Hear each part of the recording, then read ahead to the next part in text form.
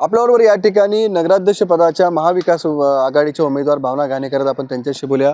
आणि काय म्हणाल, उरण नगर परिषदेचा निकाल आता लागणार आहे, तुम्ही उमेदवार आहात।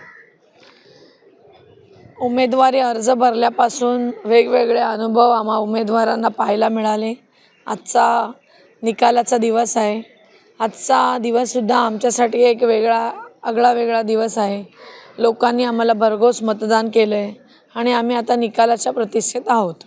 गेल्या अनेक वर्षापासून इथे भाजपाची सत्ता आहे, यावेळेला चित्र वेगळं असेल। लोकांनी भरभरून मतदान केलं आहे, निश्चितपणाने वेगळं चित्र असेल याचा आम्हाला विश्वास आहे। एकीकडे महाविकास आघाडी आणि भाजपा, ते दुसरीकडे शिवसेनेसुद्धा बंडखोरी केली होती, याचा फायदा होईल तुम्हाला? नाही बघा, यावेळेसची निवडणूक ही विकासाच्या मुद्द्यावर होती। या वेळच्या निवडणूक ही भ्रष्टाचार दाखवण्याची निवडणूक होती आणि जनतेने सुद्धा 15 दिवसांमध्ये आम्हाला भरघोस प्रतिसाद दिला। त्यामुळे कोणी बंडखोरी केली, कोण काय लढलं, त्याच्या खोलात आम्हाला जायचं नाही।